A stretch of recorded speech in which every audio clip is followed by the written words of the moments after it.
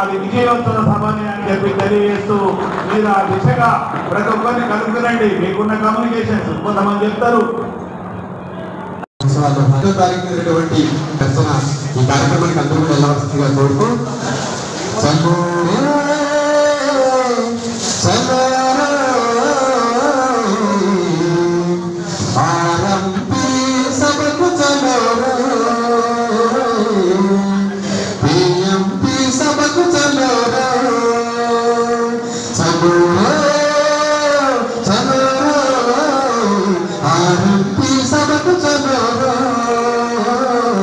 हैदराबाद सबक चलो आरंभु राज्याన్ని దశదిశలో వెలిగించ హైదరాబాదు నందు ఇందిరా పార్కులోన గ్రామీణ వైద్య సభకు శ్రీకారం చుట్టెనురా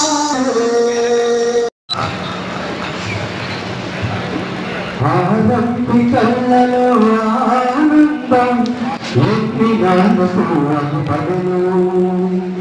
మన గ్రామీణ వైద్యులతో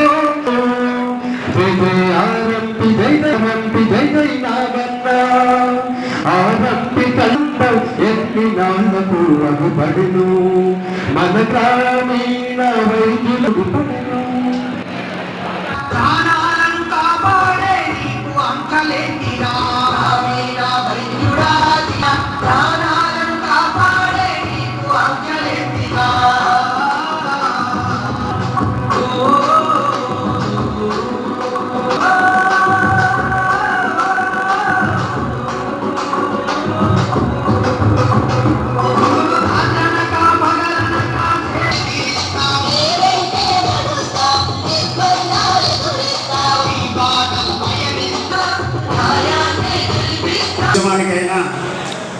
పాటే ఊపిరి, పాటే ఉద్యమ స్ఫూర్తి. ఆ స్ఫూర్తితోనే మన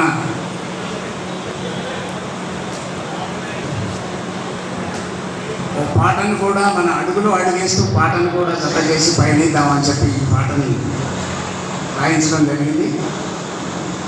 అలాగే ఇప్పుడు వచ్చినటువంటి ఇప్పుడు ఇంతకుముందే చెప్పాను కదా, జ్ఞాన విజ్ఞాన దర్శిని చైర్మన్ రమేష్ గారిని మాట్లాడాల్సిందిగా కోరుతున్నాను. గ్రామీణ వైద్యులు ఖమ్మం గ్రామీణ వైద్యుల సంక్షేమ కూడా మీ మిత్రులకు ఎవరైనా ఉండాలి. ఆర్ఎంపీ పిఎం అంటే ఈ సంఘం ఆ సంఘం ఏ సంఘం ఉన్నా మనకు కావాల్సింది ఏంటంటే ప్రభుత్వం నుంచే మన ట్రైనింగ్ సంబంధించిన సర్టిఫికెట్. ఆ సర్టిఫికెట్ కావాలా. ఆ సర్టిఫికెట్ ఉంటే మనకు రేపు ఏమైతే అంటే మేము చేసిన కష్టానికి ట్రైనింగ్ చేసిన దానికి ప్రభుత్వం ఇచ్చిన గుర్తింపు అనేది ఉంటుంది. కాబట్టి మీరు అందరూ కూడా ఆలోచించాలి. ఈరోజు మీరు మీటింగ్కి ఎందుకు వచ్చిండ్రు? రాష్ట్ర నాయకులు వస్తున్నారు, లేకుంటే రాష్ట్ర ఎమ్మెల్యేలు మంత్రులు ఇంకా ఏమి ఇస్తారు మాకంటే మేము కష్టపడ్డదానికి మాకంటూ ఒక సర్టిఫికెట్ ఇస్తారా, గుర్తిస్తారా, మమ్మల్ని ఏం చేస్తారనే ఆలోచన మీద మీరు ఆలోచిస్తారు. ఈరోజు దాడులు అనేది ఎందుకు జరుగుతున్నాయని ఆలోచిస్తే కనుక మన అనైక్యత భావం, మన ఐక్యత లోపించడం వల్ల దాడులు జరుగుతున్నాయి తప్ప ఐక్యత ఉంటే దాడులు జరిగాయి. ఇది ఎందుకు చెప్తున్నాను మీకంటే వాస్తవానికి కూడా ఎక్కడైనా సరే మీరు 100 మంది కలిసి ఉన్నారంటే ఎవరు కూడా మీకు ఏమన్నారు. ఆ 100 మందిలో 10 మంది చీలిపోతే కనుక ఇబ్బంది అవుతుంది. చాలామంది మీరు వాట్సాప్లో పెడుతుంటారు, ఏవేవో మెసేజ్లు పెడుతుంటారు, ఏదో వచ్చినట్టు కలిసినట్టు, కానీ అసలు టైంకి వచ్చేసరికి కూడా ఎవరు రావట్లేదు. అది ఒకటే గమనించాలి మీరు. ఈరోజు రాష్ట్ర ప్రభుత్వం సుముఖంగా ఉన్నది, అది ఏ రకంగా మాట్లాడాలనేది మన రాష్ట్ర అధ్యక్షులు శంకర్ ముదిరాజు గారు, మన విజ్ఞాన దర్శిని రమేష్ గారు చెప్తారు. నిజంగా కూడా నేను సాయంత్రం 6 గంటల వరకు మంత్రి గారితో చర్చించిన, 6 గంటలకు ఆ చర్చలు ముగిసిన తర్వాత మళ్ళీ రేపు ఎక్కడం జరుగుతున్నది. రేపు మొత్తం ఫైనల్ డిసిషన్ అయిపోతుంది. అతి త్వరలో ఒక వారం 15 రోజులని ఖచ్చితంగా ఒక మంచి తీపి గుర్తొస్తా అని చెప్పేసి తెలియజేస్తూ ఈ అవకాశం ఇచ్చిన మీ అందరికీ పదే ధన్యవాదాలు. పిట్టల నాగేశ్వరరావు గారు ఇంత సానుకూలంగా మర్యాదపూర్వకంగా మనల్ని ఆహ్వానించినందుకు హృదయపూర్వక ఈ కమిటీకి ధన్యవాదాలు తెలుపుకుంటూ, ఇంకోటి ఏంటంటే ఏ సంఘం ఏదైనా మధ్యాహ్న 18వ తారీఖు జరిగే అందరికీ సభాముఖంగా తెలియజేస్తున్నాను. శంకరన్న గారు, నేను, మన పులగమూడు గారు, పిట్టల నాగేశ్వరరావు గారు తలపెట్టిన ఈ ఈ ఆర్ఎంపీల ఐక్యత గురించి ఎంత కృషి చేస్తున్నామో అదంతా చెప్పడానికి కూడా టైం కాదు. నేనంతా చెప్పడానికి కూడా నేను చెప్తలేను కాబట్టి మీ అందరికీ దయచేసి ఒకటే చెప్తున్నా, 18వ తారీఖు నాడు అతిరథ మహారథులైన ఎవరైనా సరే మా ఇందిరా పార్క్ మొత్తం దద్దరిల్లేలా మీ అందరు రావాలని మీ అందరికీ సభాముఖంగా తెలియజేసుకుంటూ సెలవు తీసుకుంటున్నాను. అధ్యక్షులు రాష్ట్ర ఫెడరేషన్ సహాయ కార్యదర్శి వెంకటనారాయణ గారిని డ్యాష్ మీకు రావాల్సిందిగా ఆహ్వానిస్తున్నాం. Please come the dash Venkatanarayana గారు. అలాగే మిత్రులారా, మన సత్యన్న మీ అందరికీ తెలుసు కదా, ఎప్పుడు వస్తారు సత్యన్న అంటే ఎవరు? రాష్ట్ర ఉపాధ్యక్షులు తన్నీరు సత్యనారాయణ గారు. తర్వాత మాట్లాడుతున్నారు కానీ కుదరదు, ఇప్పుడే మాట్లాడాలి. అన్నగా కూడా గంటలు మాట్లాడతారు. ప్లీజ్ దయచేసి ఒక 2 నిమిషాలు మాత్రమే మాట్లాడాలి. ఈ టైంని రమేష్ అన్నకి ఇవ్వాల్సిందిగా కోరుతున్నాను. వైద్యుల ఈ వార్షికోత్సవానికి వచ్చినటువంటి నా తోటి మిత్రులు అందరికీ నమస్కారాలు చెప్తూ, వేదిక మీద కూర్చున్నటువంటి పెద్దలు మరి పిట్టలాయిస్రావు గారు అయితేంది, శంకర్ గుంజరాజు గారు అయితేంది, మరి మోహన్ బాయ్ అయితేంది, మరి అట్లనే బాలబ్రహ్మచారి రవీందర్ అయితేంది, శంకర్ గారు అయితేంది, నాగేష్ అయితేంది, మిగతా అందరికీ 1997 నుంచి ఇంతవరకు ఎన్నో పథకాలు వస్తూనే పోతున్నాయి. కానీ మనల్ని ఎవరు గ్రహించట్లేదు. మూలలో నుంచి చేసినటువంటి సోదరులందరికీ కూడా నమస్కారాలు తెలియజేస్తూ, మదన్న చాలా చక్కగా అంటే వేరే మాట్లాడే అవకాశాలు, ప్రభుత్వం తీసుకోవాల్సినటువంటి నిర్ణయాలు, గత ప్రభుత్వంలో చేసినటువంటి విధి విధానాలు, రేపు జరగబోయేటటువంటి మనకి ఇచ్చినటువంటి హామీలు ఏ విధంగా అయితే నెరవేర్చాలో ఆ విధంగా తప్పకుండా శాసన మండలిలో నేను ప్రశ్నిస్తానని చెప్పడం జరిగింది. చాలా సంతోషం అన్న. ఎందుకంటే ఈ మధ్యకాలంలో ఈ ప్రభుత్వం వచ్చిన తర్వాత గతం కన్నా కూడా ఎక్కువగా మరి గ్రామీణ వైద్యులు పై దాడులు జరుపుతూ చాలా కేసులు పెట్టు భయాందోళనకు గురి చేస్తూ ఉన్నారు. ప్రజలంతా కూడా గమనిస్తూ ఉన్నారు.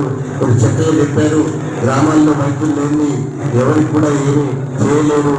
గ్రామాల్లో రాజకీయంగా ఎదగాలన్నా కూడా గ్రామీణ సోదరుల సహాయకాలు ఉంటేనే తప్ప ముందు తిరిగే అవకాశం కూడా లేదు. చాలా చక్కగా చెప్పారన్న మీకు ధన్యవాదాలు తెలియజేసుకుంటూ, ఈ అవకాశం చాలా ఎక్కువైపోయింది మాట్లాడటం అన్నా. మీ అందరి సహాయ సహకారాలతో మరి యువ హాస్పిటల్కి సహకారం అందిస్తూ ఉన్నారు. ముందు కూడా సహకారం అందించాలని మీ అందరికీ కూడా వేడుకుంటూ, ఈ అవకాశం ఇచ్చినటువంటి అధ్యక్షుల వారికి మరొకసారి ధన్యవాదాలు తెలియజేసుకుంటూ సెలవు తీసుకుంటాను. అధ్యక్షులు చొప్పలి శంకర్ ముదిరాజు గారు, పట్టణ గ్రామీణ వైద్యుల ఐక్య వేదిక అధ్యక్షులు బాలబ్రహ్మచారి గారు, చొల్లెటి బాలబ్రహ్మచారి గారు, తెలంగాణ అనుభవ వైద్యుల సమాఖ్య రాష్ట్ర ఉపాధ్యక్షులు గారు, రాష్ట్ర కార్యదర్శి టి శంకర్ గారు, కోశాధికారి నగేష్ గారు, వెంకటనారాయణ గారు సహాయ కార్యదర్శి, వేదిక మీద ఉన్న మనకు హాజరైన ఆర్ఎంపీ, పిఎంపీ, సిపి మిత్రులందరికీ విజ్ఞాన అభినందనలు. మిత్రుల ఈరోజు మనందరికీ తెలిసిన ఒక అంశం, ఎప్పుడో దేశం అంటే మట్టి కాదు, దేశం అంటే మనుషులే. ఆయన మాట అన్నాడు, తిండి కలిగితే కండ కలబోయి కండ కలవాడని మనుషులు, ఈశ్వరోమని మనుషులుంటే దేశమే గతి బాగుపడును. ఆయన ఈశ్వరోమని మనుషులుంటే ఏ దేశము బాగుపడదు. ఆ ప్రజలు, ఆ సమాజంలో ఉన్న మనుషులు అనారోగ్యంతో ఉండి జబ్బుల పాలైతే ఆ సమాజం కూడా బాగుపడదు. కాబట్టి ఆ అనారోగ్యంతో కూడిన సమాజానికి వైద్యం చేయడానికి, చికిత్స చేయడానికి గ్రామీణ పట్టణ వైద్యులు ఆర్ఎంపీ, పిఎంపీ, సిపిలు ఉన్నారు. సమాజాభివృద్ధి కోసం కృషి చేయడానికి వస్తున్నారు. అయితే ఈరోజు చాలామంది ఆర్ఎంపీ, పిఎంపీ, సిపిలని ఫ్యాక్స్ అని, దొంగలని, నేరస్తుల్లాగా చిత్రీకరిస్తూ కేసులు పెడుతూ ఎఫ్ఐఆర్లు చేస్తూ జైళ్ళను పంపుతాం అంటున్నాక నేను అడుగుతున్నా, ఈరోజు ఇక్కడ బయట ఉన్నారో 50,000 మంది ఉన్న ఫలంగా ఒక్క వారం రోజులు మొత్తం ఈ వైద్య సేవలన్నింటినీ బంద్ చేసి కూర్చుంటే రాష్ట్రం ఏమైందని ఒక్కసారి ఆలోచించారా? ఎవరు 12 ఏళ్ల క్రితం 13 ఏళ్ల క్రితం అనేక ఉద్యమాలు చేసి మాకు గుర్తింపు కావాలని పోరాటాలు చేస్తే ఆ పోరాట ఫలితంగా ఆనాటి ముఖ్యమంత్రి డాక్టర్ వైఎస్ రాజశేఖర రెడ్డి గారు వారు ఒక కమిటీని ఏర్పాటు చేసి ఈ ఆర్ఎంపీ పిఎంపీల సేవలు ప్రజలకు అవసరం ఉంది, ప్రజారోగ్యానికి అవసరం ఉంది, మన రాష్ట్రంలో ప్రజలకి వీళ్ళ సేవలు అవసరం ఉన్నాయి కాబట్టి వీళ్ళకి ఏ విధంగా గుర్తింపిద్దామన్న కమిటీని ఏర్పాటు చేసి దాని ఆధ్వర్యంలో అనేక రకాల చర్చలు జరిపి సిలబస్ ఏముండాలి, ఎట్లా ఉండాలని అనేక రకాల చర్చలు జరిపి కమ్యూనిటీ పారామెడిక్స్ గుర్తించి వీళ్ళకి ఆ శిక్షణ ఇవ్వాలని, 1 సంవత్సర కాలం పాటు శిక్షణ ఇవ్వాలని, 1000 గంటల పాటు ఉండాలని, దానికి సంబంధించిన సిలబస్ అన్ని ఏర్పాట్లు చేసి తెలంగాణ రాష్ట్రంలోనే అన్నట్టు ఉమ్మడి ఆంధ్రప్రదేశ్ అందరికి ఇచ్చారు. కేవలం తెలంగాణ రాష్ట్రంలోనే 13,000 మంది ఆర్ఎంపీ పిఎంపీలు కమ్యూనిటీ శిక్షణ పొందిన తర్వాత వైద్యులు మేము ప్రభుత్వ అధికారులు ఇచ్చిన శిక్షణ తీసుకున్న తర్వాత కూడా 13 ఏళ్ల పాటు సర్టిఫికెట్ రాకపోతే దోషి ప్రభుత్వమా ఆర్ఎంపీ పిఎంపీల? ఎవరు దోషులు, ఎవరు నేరస్తులు అవుతారు, ఎవరు ట్రాక్స్ అవుతారో తెలుసుకోవాల్సిన అవసరం ఎవరి మీద ఉంది? తెలుసుకోవాలి కదా. శిక్షణ ఇస్తే మేము రామన్నామా, వచ్చాం కదా, పాల్గొన్నాం కదా, శిక్షణ తీసుకున్నాం కదా, తీసుకున్న ఈ 13 సంవత్సరాల పాటు ఎందుకు సర్టిఫికెట్ రాలేదు? తెలంగాణ రాష్ట్రం వస్తే అందరి సమస్యలు పరిష్కారం అవుతాయని పెద్ద ఎత్తున ఊరూరా అనేక మంది ఎట్లయితే వీధుల్లోకి వచ్చి పోరాటాలు చేశారో అదే విధంగా ఈ తెలంగాణ రాష్ట్రం వస్తే మాకు ఆగిపోయిన గుర్తింపు వస్తుందని తెలంగాణ రాష్ట్రంలోని మొత్తం పట్టణ గ్రామీణ వైద్యులు ఆర్ఎంపీ పిఎంపీలు సిపిలు అందరూ కూడా పెద్ద ఎత్తున తెలంగాణ ఉద్యమంలో పాల్గొని తెలంగాణ సాధనలో తమ వంతు పాత్రలు నిర్వహించి పోరాడి సాధించుకున్నాం కదా. ఈ పోరాడి సాధించుకున్న తెలంగాణలో 10 ఏళ్ల పాటు ఎందుకు రాలేదు? గుర్తింపు ఎందుకు రాలేదు? శిక్షణ ఇచ్చిన తర్వాత సర్టిఫికెట్ ఎందుకు ఇవ్వలేకపోయారు? ఈ శిక్షణ ఈ 10 ఏళ్ల నుంచి రానికపోతే కారణాలు అనేక ప్రభుత్వాలు మారితే ఆ ప్రభుత్వాలు అధికారులు కారణమైతే మా మీద ఎందుకు కేసులు పెడతాయా అని మనం అడగాల్సిన అవసరం. కేసులు ఎవరి మీద పెట్టాలి? ఎవరైతే మనకు శిక్షణ ఇచ్చి సర్టిఫికెట్ ఇవ్వలేదో మన దగ్గర చలాన్లు కట్టించుకొని చలాన్లు కట్టిన తర్వాత శిక్షణ ఇచ్చి చలాన్లు కట్టించుకొని శిక్షణ ఇవ్వకుండా పెట్టాల్సి వస్తుంది. ఎందుకంటే ఏ దేశంలో అయినా, ఏ సమాజంలో అయినా, ఏ ప్రాంతంలో అయినా కేవలం ఎంబీబీఎస్ డాక్టర్ల మీద ఆధారపడే ఆ దేశంలో, ఆ సమాజంలో వైద్య ఆరోగ్యం ఉండదు, ప్రజారోగ్యం ఉండదు.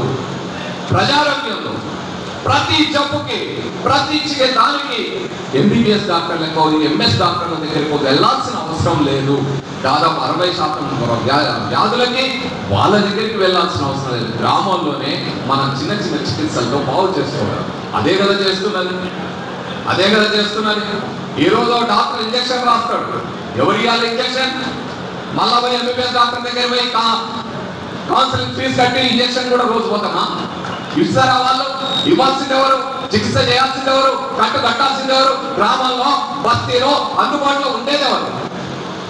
చాలా మంది ఎంబీబీఎస్ డాక్టర్లు అంటారు, సార్ మేము క్వాలిఫైడ్, మేము ఉండగా వాళ్ళ దగ్గరికి జనం పోతున్నారు, మా దగ్గరికి రావట్లేదు. నువ్వు 6 ఏళ్ళు చదువుకున్నావు, పరీక్ష పాస్ అయినావు, అయినా నీ దగ్గరికి ఎందుకు రావట్లేదు? గ్రామీణ వైద్యుల దగ్గరికి ఎందుకు పోతుంది? ఆర్ఎంపీ పిఎంపీ దగ్గరికి ఎందుకు పోతుంది? ఒక్కసారి నువ్వు ప్రశ్నిస్తావు.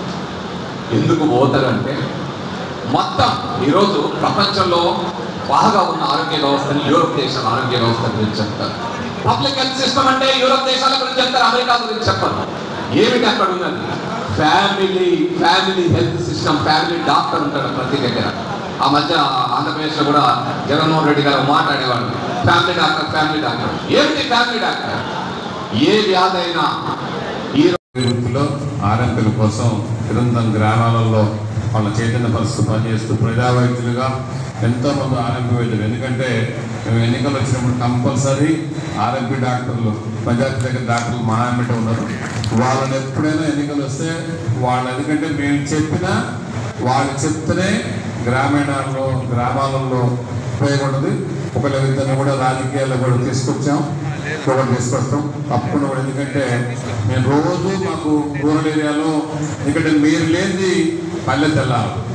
ఎందుకంటే మేము రోజు గ్రామీణ వాతావరణం మేము చూస్తున్నాం కాబట్టి ఎంఎస్సీ చేసినా ఎండీ చేసినా ఎంబీబీఎస్ చేసినా మీ తర్వాతనే ఎవరైనా మీకు తెలిసిన వైద్యం ఎవరికి తెలియదు. అది కళ్ళతోని ఈ 30 సంవత్సరాల పత్రిక చూసినాం. అదేవిధంగా అన్న మీకు ఈ జిల్లాలో ఎప్పుడు ఏ కష్టం వచ్చినా ఏ అవసరం వచ్చినా తాతామది గారు ఆర్ఎంపీలకి, ఎందుకంటే నేను చూస్తున్నా కదా మన శ్రీకాంత్ వస్తుంటాడు, ఎక్కడ ఏ పని పడ్డా ఏ ఆర్ఎంపీ డాక్టర్ కష్టం వచ్చినా ఈ ఉమ్మడి జిల్లాలో ఎప్పుడు కూడా మీ అన్నీ ఉంటే మది గారు రాజకీయాలకు అతీతం కూడా మీతోనే ఉన్నాడు.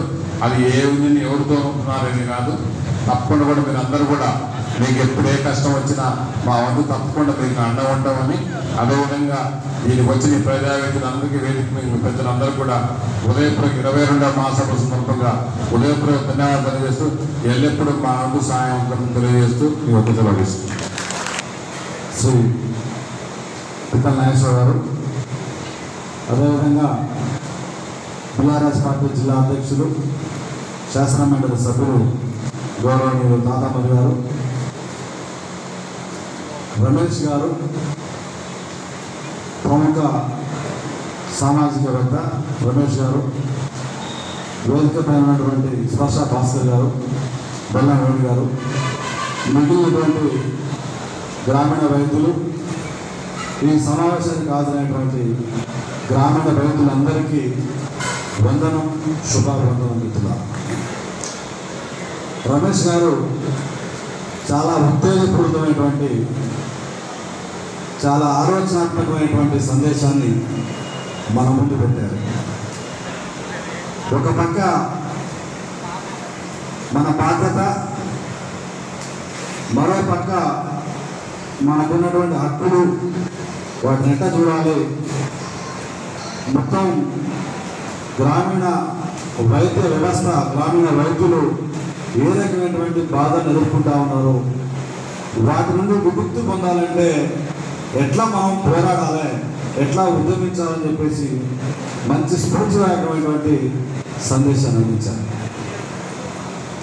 2 విషయాలు నేను చెప్పదలుచుకున్నా. ఒకటి, ఇవాళ మేము గ్రామీణ వైద్యుల దగ్గరికి ఏదో పని మీద పోతే కొంత పరిచయం ఉంటేనేమో మాట్లాడడం, పరిచయం లేకపోతే వాళ్ళెవరో ఏదో ఎందుకు వచ్చారో తెలుసుకోండి ముందు అని చెప్పి కొంత భయపడుతున్నటువంటి పరిస్థితి అక్కడక్కడ చూస్తాం. ఇవాళ కొత్తగా గ్రామీణ ప్రాంతాల్లో వైద్యం చేయట్లేదు. గత అనేక సంవత్సరాల నుంచి మనం నేర్చుకున్నటువంటి జ్ఞానాన్ని, మనం నేర్చుకున్నటువంటి అనుభవాలు వచ్చినటువంటి వైద్యాన్ని ప్రజలకి అందించడమే గ్రామీణ వైద్యుల బాధ్యత. ఇవాళ మనం చూస్తా ఉన్నాం, పోలీస్ స్టేషన్ ముందు ప్రతి పౌరుడు డ్రెస్ లేని పోలీసే, ప్రతి పౌరుడు డ్రెస్ లేని పోలీసే. ఎందుకు అంటే, ఎందుకు డ్రెస్ లేని పోలీసు?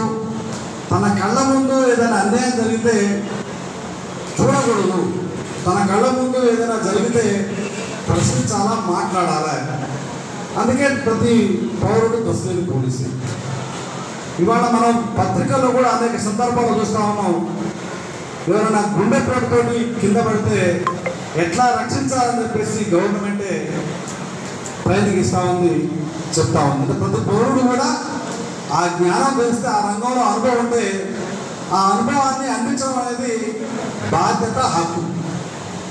గ్రామీణ వైద్యులు తమ నేర్చుకున్నటువంటి జ్ఞానాన్ని, గ్రామీణ వైద్యాన్ని అందించడం అనేది బాధ్యత, హక్కు. తప్పది, నేరం కాదు అని ఇవాళ మనకి తెలుసు. కానీ ఇవాళ ఎందుకో ప్రభుత్వం గత 4-5 సంవత్సరాల నుంచి గ్రామీణ వైద్యుల మీద దాడి చేస్తూ ఉంది. ఇవాళ నిన్నగాక మొన్న ఖమ్మం పట్టణంలో 42 మంది గ్రామీణ వైద్యుల మీద కేసులు పెట్టారు. ఆ కేసులు ఏమంటే 420 అంటే చీటింగ్, 470 డిస్యూ, మోసం చేయడం, చీటింగ్ చేయడం. ఈ 2 కేసులు పెట్టి అరెస్ట్ చేస్తూ ఉన్నారు. ఇవాళ ఏదైనా ఒక కొడిజల్ల మండలంలో ఒక ఆర్ఎంపీ తప్పు చేస్తే కొడిజల్ల మండలంలో కేసు పెట్టాలి, చింతకాని మండలంలో తప్పు చేస్తే చింతకాని మండలంలో పెట్టాలి. అట్లా కాదు.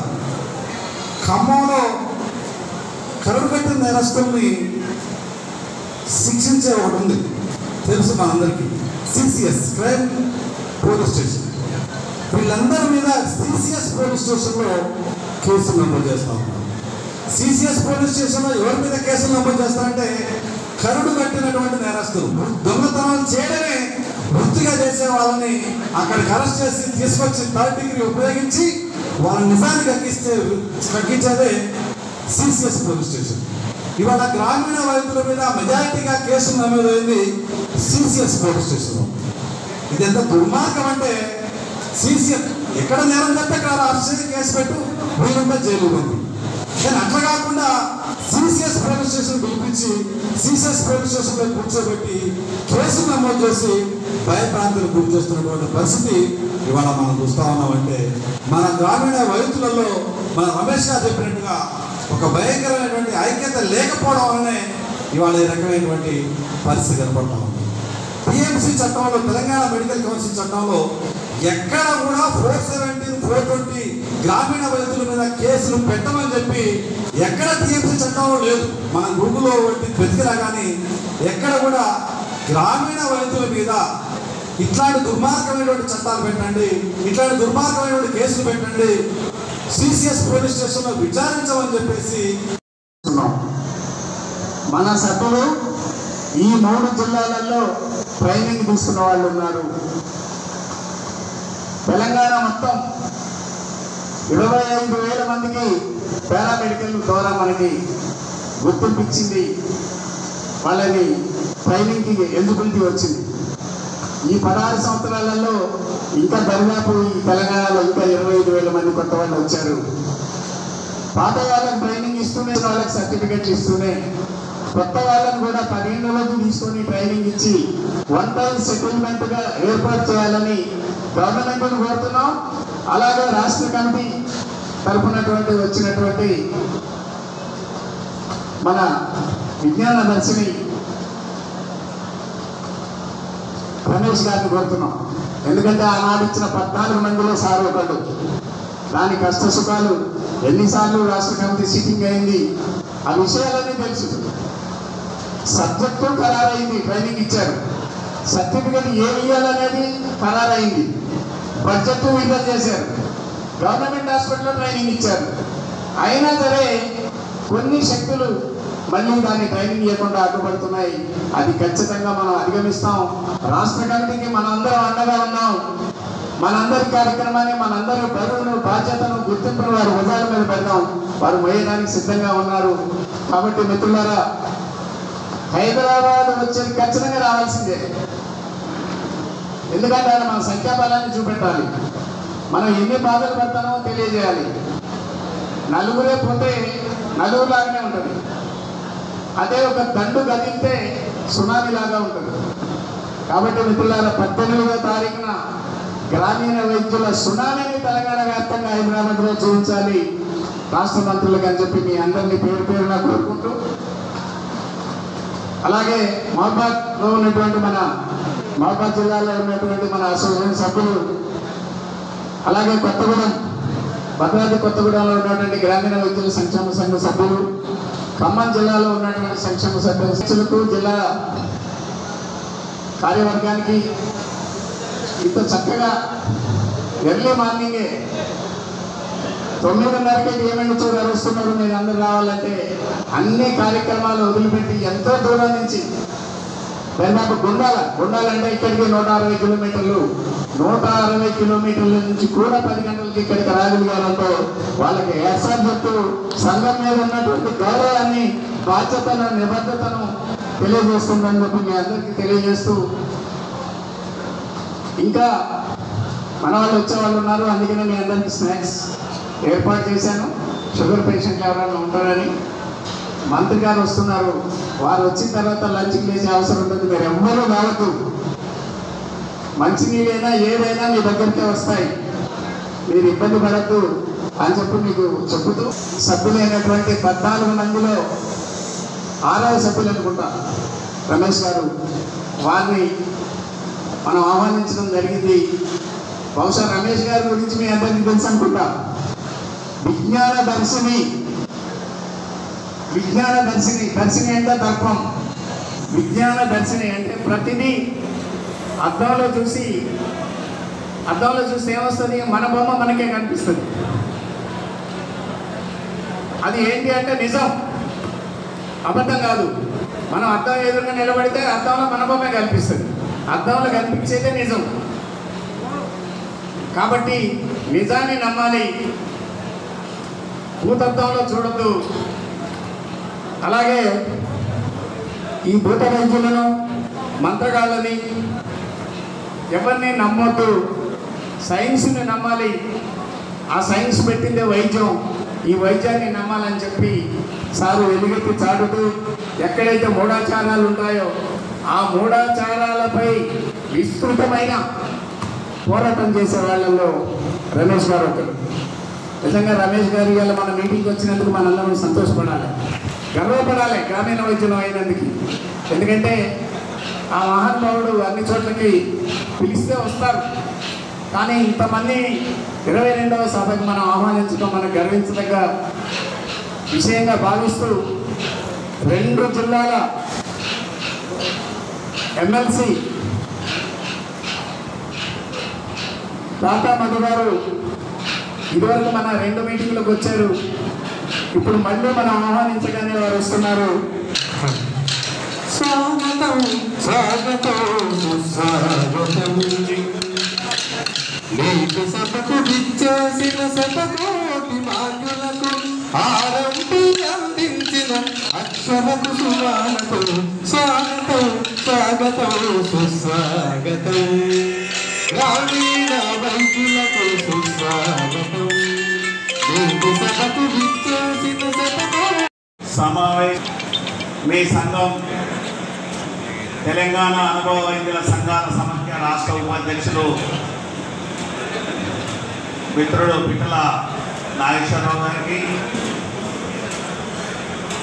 ఈనాటి మన అతిథి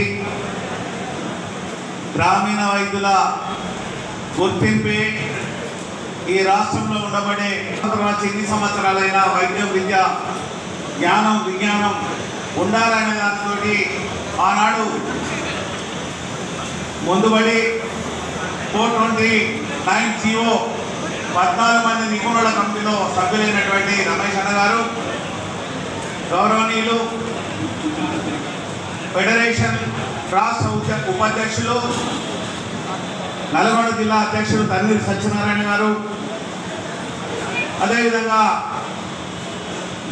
తెలంగాణ పిఎంపి అసోసియేషన్ అధ్యక్షులు మోహన్ గారు, ఇలా ఆ రోజు జరిగినటువంటి ప్రతి ఉద్యమంలో ముందుండి గ్రామీణ వైద్యుల ఐక్యత కోసం నిరంతరం పనిచేసినటువంటి రాష్ట్ర అధ్యక్షుడు బాల బ్రహ్మచారి గారు, అదేవిధంగా మీ సంఘం యొక్క రాష్ట్ర ప్రధాన కార్యదర్శి వెంకటచారి గారు, రాము రవీందర్ గారు, లెంకల నగేష్ గారు కోశాధికారి, అదేవిధంగా మణికుమార్ గారు, వెంకటరామయ్య గారు, రామ్దాస్ గారు, వెంకటేశ్వర శ్రీనివాస్ గారు, నరసింహరావు గారు, రామచందర్ గారు, పిట్ల భాస్కర్ గారు, వెంకట రమణ గారు, మిగతా హాజరైన వైద్య సోదరులారా, ఇప్పటివరకే చాలామంది చాలా విషయాలను గుప్తంగా మేము ముందుంచడం జరిగింది.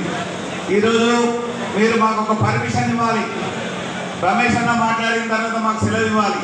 18 నాడు జరిగే భారీ బహిరంగ సభకు ఏర్పాట్లలో ఉన్నాం మేము. కానీ మీ మహాసభలు జరుగుతున్నప్పుడు ప్రతి సంవత్సరం మీతో పాల్పంచుకుంటున్నటువంటి మేము మీ 22వ మహాసభల సందర్భంగా మీ అందరికీ శుభాకాంక్షలు తెలియజేయడానికి మేము ఇక్కడికి రావడం జరిగింది. ఎందుకంటే 22 సంవత్సరాలుగా నిర్విరామంగా గ్రామీణ వైద్యుల సమస్యల పరిష్కారం చేసుకుంటూనే ఎన్ని ఆటుపోట్లైన గ్రామ స్థాయి నుంచి మండల స్థాయి వరకు నిర్మాణమై మీరు ప్రతిష్టంగా పనిచేస్తున్నటువంటి మిత్రులు మా రాష్ట్ర కార్యదర్శి వెంకటనారాయణ గారు, అదేవిధంగా వరంగల్ నుంచి వచ్చినటువంటి మిత్రులు సిరాజుద్దీన్ గారికి ధన్యవాదాలు. మనం అనుకున్నాం దీనికోసం ముందు వెళ్దామని. ఇలా రమేష్ అన్న గారు అందరినీ కూడగట్టి ఉమ్మడి వేదికను ఏర్పాటు చేసి సమావేశాలను నిర్వహించి మీ ఇగోలు పక్కకు పెట్టండి. సంఘాలన్నిటికీ సమస్య ఉన్నప్పుడు రావాలి, కానీ సమస్య పరిష్కారం అయ్యే దశలో సంఘాలుగా కొట్టుకొచ్చి విడిపోవడం మంచిది కాదు. ఇవాళ అవతల మనపై దాడులు జరుగుతున్నాయి, మన మీద అక్రమ కేసులు పెడుతున్నారు, మనలో ఇబ్బంది గురి చేస్తున్నారు. ఇన్ని సంవత్సరాలుగా మనకు లేని కష్టం వచ్చింది కనుక ఇది పరిష్కారం కావాలి అంటే ప్రభుత్వం చేయాలి. ఇది ప్రభుత్వంతో సాధ్యం. ఇది ప్రభుత్వం చేయాల్సిన బాధ్యత ఉంది. అందుకే వైద్య ఆరోగ్య శాఖ మంత్రి గారిని జూలైలో 2 తారీఖు నాడు కలిసి మాట్లాడడం జరిగింది. మరొక వారు కోదండరామ్ గారు ఒక 5-6 మీటింగ్స్ చేయడం జరిగింది. ఇవాళ మహేష్ కుమార్ గౌడ్ ఎమ్మెల్సీ ఆనాడు కాంగ్రెస్ పార్టీ ఎన్నికల మేనిఫెస్టో పెట్టింది కనుక ఆ మేనిఫెస్టోను అభయహస్తం మేనిఫెస్టో అమలు చేయాలని చెప్పి వారిని కూడా 3-4 సార్లు కలవడం జరిగింది. ఇవాళ చివరగా నిన్న వైద్య ఆరోగ్య శాఖ మంత్రులు గారి దగ్గర పూర్తిగా కూర్చొని సమిష్టిగా ఆలోచన చేసి ఆనాడు వైఎస్ రాజశేఖర రెడ్డి గారి దగ్గర కూర్చున్నప్పుడు, వెంగళరావు నగర్లో జరిగినప్పుడు ఆనాడు IAS IPS officer, medical and హెల్త్కి సంబంధించిన వాళ్ళు, పారామెడికల్ బోర్డుకు సంబంధించిన వాళ్ళు, హెచ్ఎంఆర్ఐకి సంబంధించిన వాళ్ళు అందరినీ కూర్చోబెట్టి ఏదైతే ఒక పద్ధతిని నిర్వహించి ఆ పద్ధతి ద్వారా ఏ విధంగా శిక్షణ ఇవ్వాలనేటువంటిది ఆలోచన చేసిందో ఇలా రాష్ట్ర ప్రభుత్వం ముఖ్యమంత్రి గారు కూడా గత 2 మాసాల క్రితం ప్రకటన చేసిండు.